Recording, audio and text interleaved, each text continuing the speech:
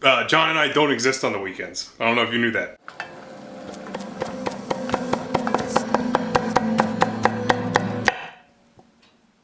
Hi, I'm Phil. Welcome to Pretty Good Cooking. Tonight on the show, we're going to teach you how to make Pozole Rojo. Requested by these wonderful people. I'm cascading your names because I know there was at least one of you. And if there was only one of you, we'll just cascade your name a few times. Right, John? Right. This is a Mexican hominy stew. We'll be making it with pork tonight. I friggin' love pozole. It almost reminds me a little bit of like a Mexican version, or not version, a parallel dish to like Vietnamese pho, in that you have like a deep animal-based broth, and there's nice like little bits of stuff in it, and then you top it with raw veggies, which reminds me of pho. All right, tonight the first step is to make a drink.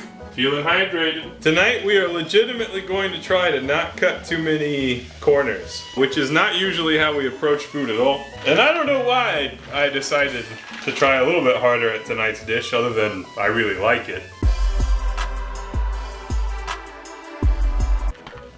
Oh.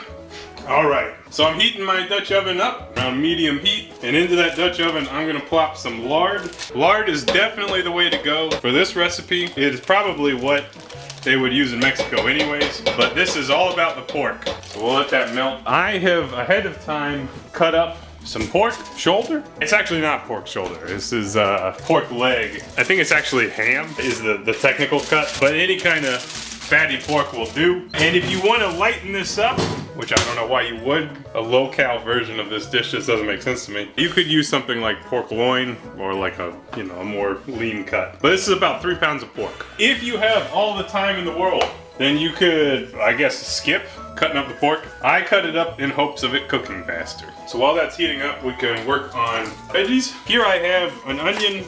Any onion will do, and actually one that's larger than this would be fine too.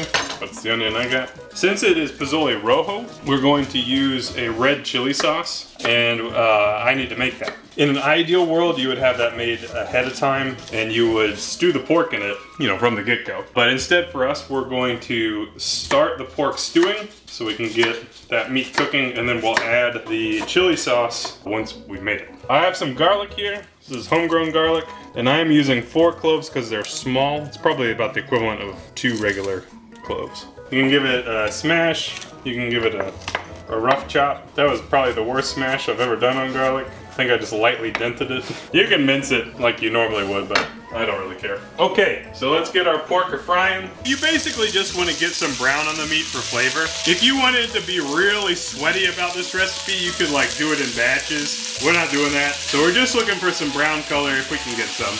But obviously, as you can see, the full 3 pounds will not fit in a single layer. But that's okay. All right, with that sizzling away, we can now start working on our enchilada sauce. So in a skillet, we're gonna get that heated up over pretty low heat, probably a medium low. And what we're gonna do is toast some chilies. That's right, we're using legitimate dried chilies. That's more effort than I normally use. Please be impressed, thank you. Okay, so we have 3 chilies today. These longer chilies, right here, these are guajillos. These more shriveled looking chilies, these are anchos. And I have a couple of Birdseye Chilis, so much smaller amount. These 2 are the primary flavors that we're going for, and then the Birdseye, those are for heat. So, we're going to toast these in the skillet. We are not trying to scorch them, we're just trying to toast them. But essentially, you plop them in, and we'll have to do a couple batches. In this case, you basically want to heat them up until you can like smell them. You don't want like dark streaks or anything like that, because that can be pretty bitter. So we'll see. This will be a little bit of a learning experience. We'll see how that goes. We're just trying to open up the flavor of these chilies. It should only take a minute or 2. We'll show you what it looks like. Okay, I'm calling these chilies. They're very fragrant. They've roasted up a little bit. So let's go ahead and do the rest of our chilies. Same deal. We're just gonna toast them until we can smell them. Back in a couple minutes. Shouldn't take long at all now that the skillet's hotter. All right, so my pork You know, it didn't brown that much. There's only a little bit, but that's fine. That's not a big deal. So go ahead and throw in your onions and garlic, and we'll let those sizzle in here for a little bit. Same deal as the pork. You know, maybe if you can get a little brown on them, that's good. Just start the cooking process, essentially. I've turned the heat up considerably because I've determined that my Dutch oven was just not hot enough. That's fine. Everything's fine. You know, everything's gonna stew, so if you don't do it 100% perfectly, they'll probably cook out in the end. My chilies are over here, and I put the kettle on because we will be soaking these chilies. Depending on the chilies you use, you may want to wear gloves while working on your chilies. We're not gonna do that today because I'm not afraid. But you can take some scissors, and what you want to do is open up your chilies as best you can. And if you see obvious seeds and membranes, go ahead and pull them out. Really what you want is just the outside. The seeds will be a little bit bitter. That's what you're trying to avoid, is a bitter taste. But I'm gonna be doing this for a little bit. So we'll be back in a few after I'm done de-seeding the chilies. Okay, I finished cleaning out the chilies. Did I do the best job in the world? No, but see the name of the show. Okay, so I have a little bit of brown on my pork, not as much as I'd like. That's okay. We will now add some cumin. I used quite a bit. And some oregano. A few bay leaves. And then, if you had your chili sauce ready to go, you could go ahead and put it in at this point. But I don't. Instead, I have pork bone broth. So I took some pork bones that I got from Wit Farm, which is Holcomb's Haven Homestead rebranded. Here's a link to Wit Farm. If you're in Central Ohio, buy their food. It's good stuff. So I am going to basically cover the meat with this broth. And by eyeballing it, I'd say that was 2 quarts-ish of broth. We're gonna bring this up to a simmer. And while we're doing our chili stuff, this will allow the pork to start cooking down. So we will be adding enchilada sauce type stuff, chili sauce. Okay, this bad boy is ready to go. Whee! My teapot says whistle while you work on the lid. How nice. Go ahead and soak your chilies in the boiling water. This will tenderize the chilies, reconstitute them. You're supposed to leave this alone around 20 or 30 minutes. So, I forgot the other ingredients need to be toasted. So I'm gonna reheat this skillet and I'll get those other ingredients ready, which are an onion. We also need a few tomatoes. These are tomatoes from my garden, and those we will just chop straight in half. And in addition, a couple more cloves of garlic. I'm almost done peeling, almost done. I ain't got no help these days. When the pan's hot, literally, you just put these like cut side down in them. Non-stick is just fine for this, but essentially you're just trying to get a little bit of brown on any of these things. Not cooked, not burnt, just a little bit of brown on each of these things. It really won't take that long at all. We'll be back. All right, I'm satisfied with our browning action. You can see we got just a little bit of char, looks good. And this time, we will throw them directly into the blender. Being careful, just being careful. For our pork, since we have a simmer going, we'll go ahead and put a lid on it, lower the heat, and just let it boil away while we go do other things. One thing I'm not sure on is, should you retain the chili liquid that the water's in? I think a lot of people throw it away, but I also feel like maybe it's flavor, maybe it's good. I'm not sure. What do you think? Let us know in the comments if you know. If you don't know, don't let us know. I'm gonna go ahead and blend these because I can. I'm blending this up. I think that's plenty for now. All right, so the 20 to 30 minutes thing, I'm sure that is better, but these are soft and pliable. John just watched me chew one of these peppers, so he can attest that they're good to go, in my opinion. So if you want to wait the whole time, you can. Like if you need to take a break from cooking, maybe have a little cocktail or something, that's fine. But for us, we're just gonna plow forward, onwards and upwards. I'm gonna go ahead and blend it without the liquid just to see what we have, and then we'll probably add some liquid to that. It looks really good. I like the color. I'm excited for it. All right. Oh, it smells amazing. So what you can see is we got a very, very thick chili sauce. So thick that I move it this way, I move it that way, and it ain't moving. So that tells me, Phil, you need to add some liquid. So we'll go ahead and add some of the chili liquid. I'm sorry if you're not supposed to and this is cringe, but I'm sure you've cringed at other things on our show, so deal with it. I just don't see it being a bad thing. See what we're working with. We also may choose to strain this. What I'm worried about is that if we strain it entirely, we could lose out on some of the flavor. So we have a nice thick sauce. It's got a good taste. The taste will actually get better. I meant to do that. Let's see what happens when we try to strain it. So I've just got like a fine mesh strainer. This is my stupid way of straining things. When you shake it this way, you can see what's left is like some pepper mash. Maybe we will strain it. Because the consistency is supposed to be something like heavy cream, and there's no way it's gonna be that smooth if we don't strain it.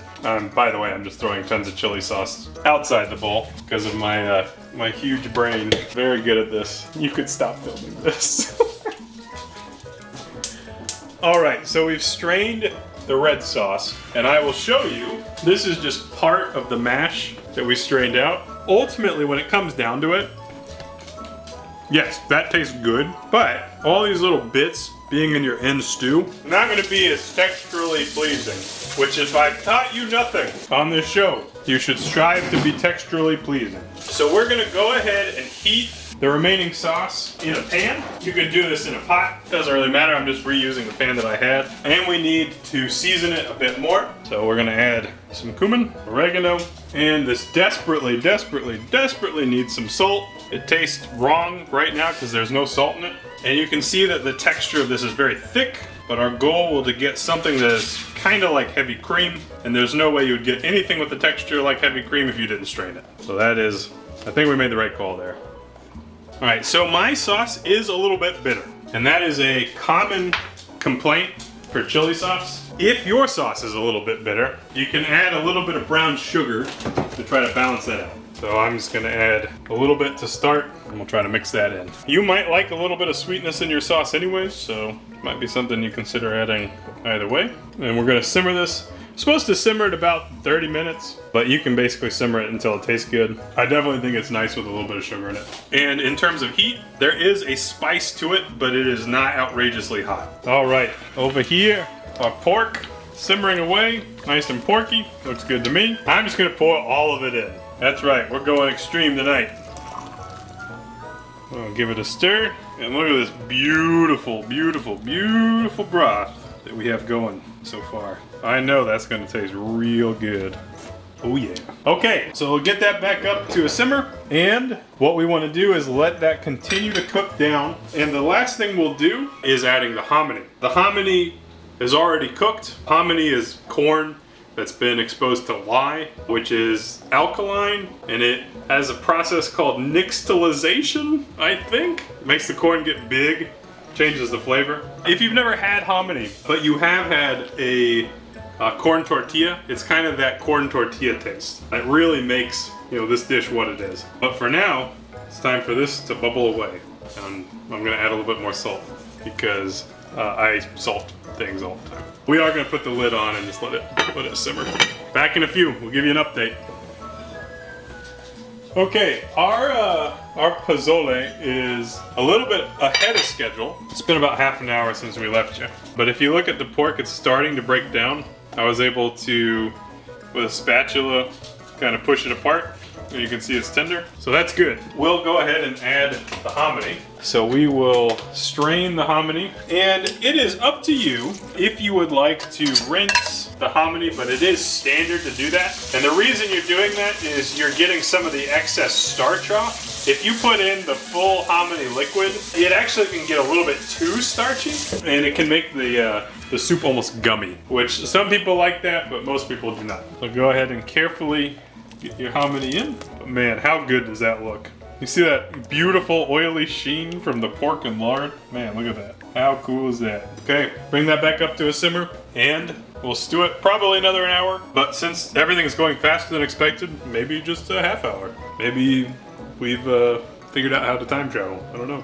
I don't know what's going on. But we'll be back soon.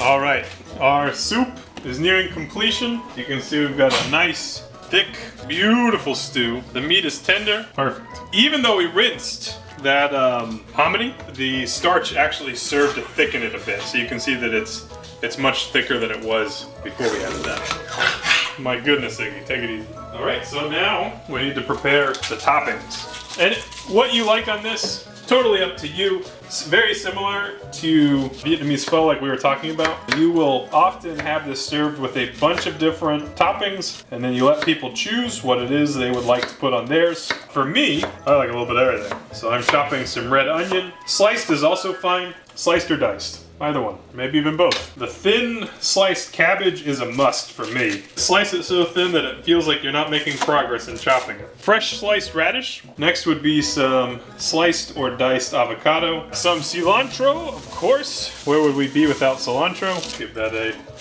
rough chop. And you will absolutely want some lime because it is a pretty fatty stew. The acid from the lime will help cut some of that fatty flavor. But at this point, we can plate it up and eat. So, give it a stir, and we'll give ourselves... Oh yeah, you can also add tortilla chips, or if you want something crunchy. Something like that. Maybe a little bit more soup, a little bit less hominy. That's probably fine. And then, add our toppings. So I like a lot of cabbage in mine. Lots of cabbage. Some onion. We'll add some radish slices. Cilantro, as much as you like. A little bit of avocado, why not? And a big squeeze of lime. Maybe one more lime for garnish, just for the picture. That's right, sometimes we do things just for the picture. But most of the time we don't. But here is our pozole rojo. All right, mix it up a little bit. I'm not gonna mix up the whole thing because it's a little bit overstuffed. Sad.